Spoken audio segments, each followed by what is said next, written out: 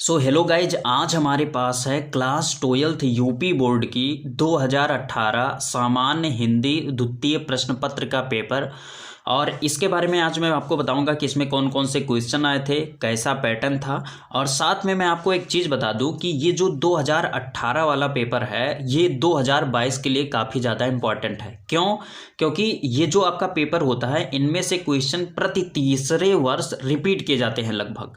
तो यहाँ पर 18 का 20 में रिपीट किया गया होगा, अब 20 का फिर 22 में रिपीट होगा।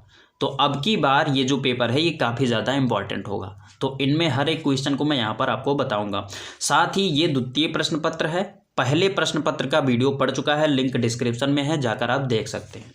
अब यहाँ पर समय आपका जो होता है वो 3 घंटे 15 मिनट का होता है। अब अगर कोविड नहीं आया, अगर सही ठीक ठाक ढंग से हुआ पेपर तो 3 घंटे 15 मिनट का पेपर आपका होगा और इसका पूर्णांक होता है 50 अंक का। उसके बाद में निर्देश आपको पढ़ लेना है अभी से ही कि प्रारंभ के 15 मिनट परीक्षार्थियों को प्रश्न पत्र पढ़ने के लिए निर्धारित हैं। यानी कि इस बीच आप प्रश्न पत्र को पूरा पढ़ लीजिए। जहाँ पर कोई डाउट्स हो कि कौन सा क्वेश्चन करना है, कौन सा क्वेश्चन नहीं करना है, इस तरीके के अगर आपके डाउट्स हैं तो वहाँ पर उपस्थित टीचर से इसको आप अपने डाउट को क्लियर कर सकते हैं। उसके बाद में अब यहाँ पर आ जाता है आपका पहला नंबर क्वेश्चन। इसमें लिखा गया है निम्नलिखित अवतरणों का संदर्भ सहित हिंदी में अनुवाद कीजिए। अब ये जो पहला नंबर क्वेश्चन है इसमें 2 क्वेश्चन है, ठीक है। ये का नंबर और उसके बाद में एक यहाँ पर खा नंबर, 2 क्वेश्चन हैं, दोनों करने हैं, ध्यान दीजिएगा। सबसे पहले तो ये संस्कृत का आपका एक अवतरण दिया गया है का नंबर में, ये कुछ यहाँ तक ये है और अथवा लगाकर एक यहाँ से लेकर यहाँ तक है, ठीक है। तो इन दोनों में से केवल एक करना है। का में 2 दिए गए हैं, अथवा लगाकर एक करना है। और विशेषकर ध्यान दीजिएगा कि 4 नंबर आपके का नंबर क्वेश्चन के लिए होगा और 4 नंबर आपके खा नंबर क्वेश्चन के लिए होगा। कुल मिलाकर 8 नंबर का ये प्रश्न है, ठीक है। तो अब ध्यान से देखिए, यहाँ पर आपको लिखना है संदर्भ सहित हिंदी अनुवाद, ठीक है। तो इन दोनों में का में जो आपको 2 दिया गया है जिसका आपको बेटर तरीके से हिंदी अनुवाद और साथ में संदर्भ आपको ये पता चल जाए कि किस चैप्टर से ये लिया गया है वो, और साथ में उसका हिंदी अर्थ दोनों आता होगा, वही आप करिएगा। तो 2 में से आपको एक करना है, जो आपको बेटर लगेगा वो आप करिएगा। विशेषकर ध्यान दे लीजिएगा कि अगर आप संदर्भ नहीं लिखोगे तो 2 नंबर आपका कट जाएगा, तो ये चीज़ ध्यान रखना है। उसके बाद में खा नंबर में आपका लिखा है यहाँ पर 2 आपको यहाँ पर दिए गए हैं पद, एक ये अथवा लगाकर एक ये, ठीक है। तो इन दोनों अवतरणों में से किसी एक का आपको हिंदी अर्थ और संदर्भ सहित लिखना है, ठीक। तो इन दोनों में से भी जो आपको बेटर तरीके से आता होगा उसको आपको करना है, ठीक। और संदर्भ यहाँ पर भी लिखना है। तो कुल मिलाकर 8 नंबर का पहला नंबर क्वेश्चन हो जाता है। उसके बाद में अगर हम आ जाएं दूसरे नंबर क्वेश्चन पर तो ये कहता है निम्नलिखित सूक्तियों में से किसी एक की संदर्भ सहित हिंदी में व्याख्या कीजिए, ठीक। तो यहाँ पर 3 सूक्ति दी गई है, 3 में से आपको यहाँ पर एक का हिंदी अर्थ और साथ में संदर्भ सहित यहाँ पर लिखना है।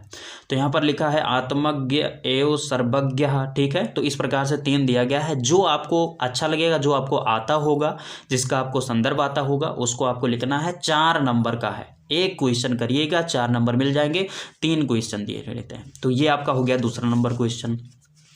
उसके बाद में तीसरा नंबर क्वेश्चन है निम्नलिखित मुहावरों और लोकोक्तियों में से किन्हीं 2 के अर्थ लिखते हुए उनका वाक्य में प्रयोग कीजिए, ठीक। अब यहाँ पर 6 आपको मुहावरे और लोकोक्तियाँ दी गई हैं, ठीक है। इनमें से केवल 2 आपको करना है, ठीक है। यहाँ पर लिखा गया है किन्हीं 2 के अर्थ लिखते हुए उनका वाक्य प्रयोग करिए। तो इनमें से आपको 2 करना है और विशेषकर ध्यान दीजिएगा। सबसे पहले अगर यहाँ पर लिखा है सावन हरे ना भादो सुखे, ये अगर है तो इसका आपको सबसे पहले अर्थ लिखना है और उसके बाद में उसका वाक्य प्रयोग करना है। जब आप अर्थ लिखेंगे तब आपको 1 नंबर मिलेगा और जब वाक्य प्रयोग करेंगे तब आप आपको 1 नंबर मिलेगा। कुल मिलाकर 2 नंबर एक प्रश्न से मिलेंगे और 2 प्रश्न करने अर्थात 2 2 4 अंक का ये हो जाएगा। तो ये आपका हो गया तीसरा नंबर क्वेश्चन।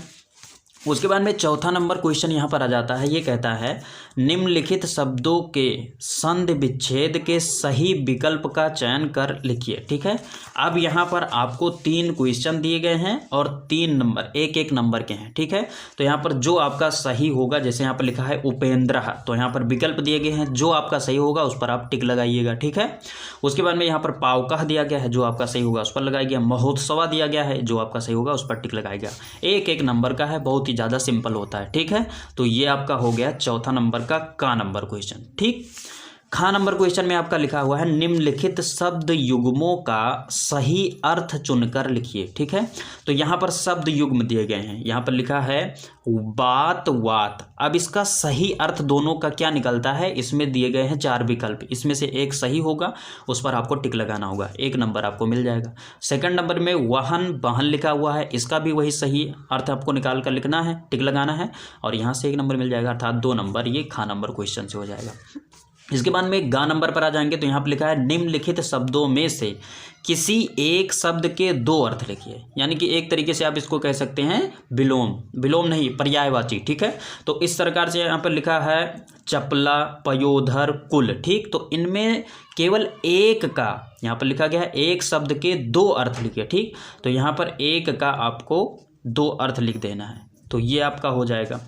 उसके बाद में यहाँ पर आपको 2 नंबर मिल जाएगा। 2 अगर एक, जैसे ये चपला लिखा है, इसके अगर आप एक अर्थ लिखते हैं तो 1 नंबर, दूसरा रखते हैं तो 2 नंबर, ये आपका हो जाएगा।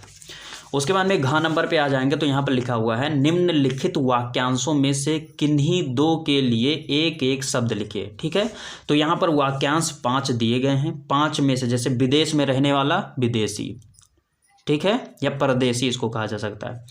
जो भी आपका सही होगा उसको करिए। जिसका कोई अंत ना हो, अनंत। ठीक है, वह पुरुष जिसकी पत्नी मर गई हो, विधुर।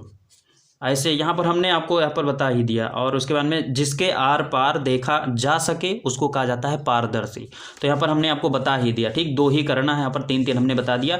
जो आपको सही लगेगा, जो आपको आएगा वो आप कर लीजिएगा। तो ये आपका हो गया।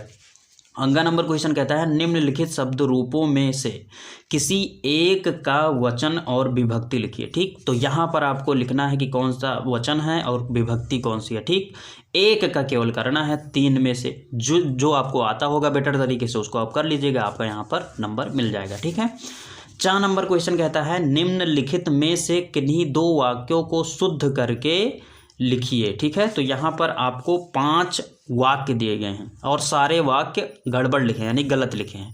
इनमें कुछ ना कुछ कमियां हैं, तो उस कमियों को, अगर इन 5 में से 2 को आपको ऐसा ढूंढना है जिनकी कमियां आप निकाल ले जाओ, उसको आपको लिख देना है और आपका 2 नंबर तैयार हो जाएगा।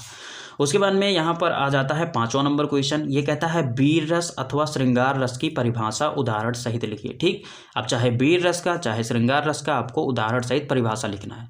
तो इस पर हमने वीडियो ऑलरेडी बना रखा है, लिंक डिस्क्रिप्शन में है, जाकर आप देख सकते हैं। बहुत ही अच्छा आपको उदाहरण दिया है जो कि आपको तुरंत के तुरंत याद हो जाए और बहुत ही अच्छी तरीके से उसके स्पष्टीकरण को भी समझाया। तो आप जाकर डिस्क्रिप्शन में लिंक है, वहाँ से देख सकते हैं। ठीक है, उसके बाद में यहाँ पर खा नंबर क्वेश्चन है यमक अथवा उपमा अलंकार की परिभाषा उदाहरण सहित लिखिए। तो यहाँ पर आपको ध्यान देना है कि यमक और उपमा को बहुत बेहतर तरीके से अब की बार रट लेना है, आ सकता है आपके एग्जाम में, बाकी सारे को रट ले तो बेहतर होगा। ठीक है, ये भी आपका 2 नंबर का है। उसके बाद में यहाँ पर चौपाई अथवा सोरठा छंद का लक्षण उदाहरण सहित लिखिए। ठीक है, तो यहाँ पर आपका ये चाहे चौपाई कीजिएगा चाहे सोरठा कीजिएगा, एक करना है। अच्छा, इसका लक्षण लिखना है और उदाहरण देना है।